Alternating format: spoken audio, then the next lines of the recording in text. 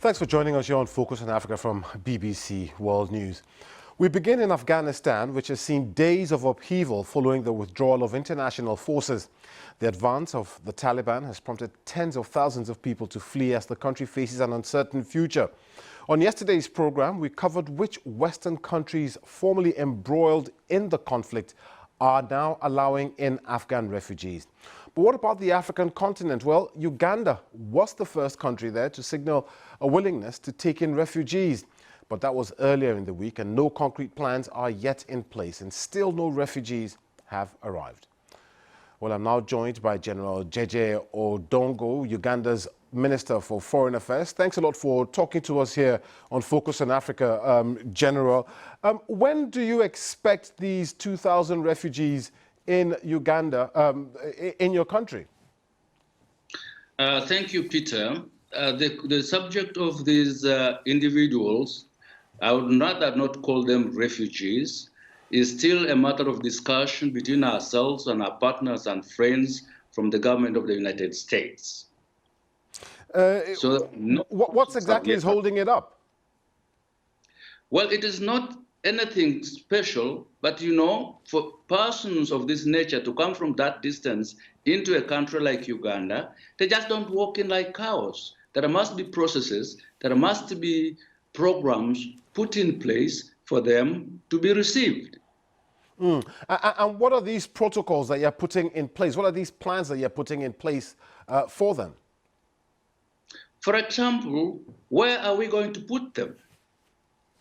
Do you remember now we are going through the COVID pandemic? We've got to make sure that by the time they arrive, we will be able to test them. We will be able to confirm if they're vaccinated. We will be able to isolate if any of them carry the virus and things of that nature.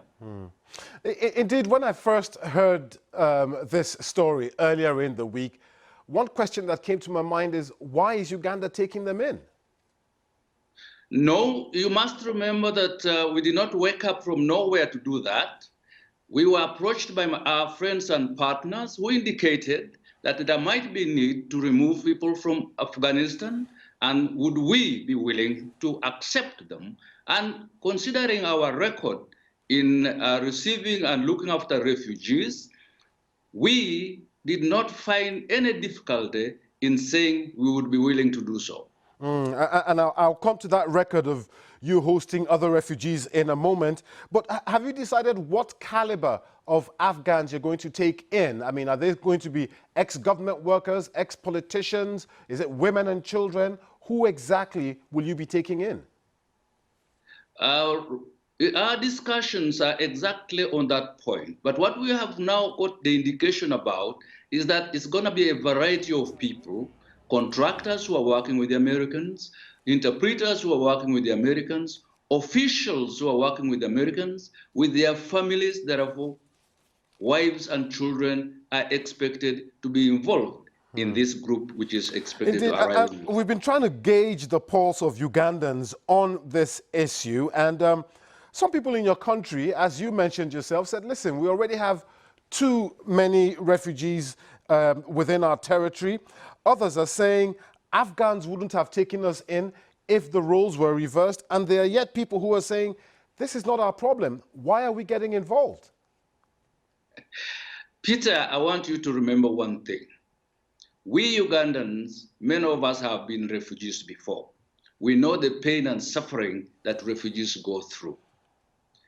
We Ugandans, particularly we, the NRM, who are now in charge, have all along taken it into consideration that our responsibility to the international community and our responsibility to our fellow human beings is to provide them sanctuary when they require it.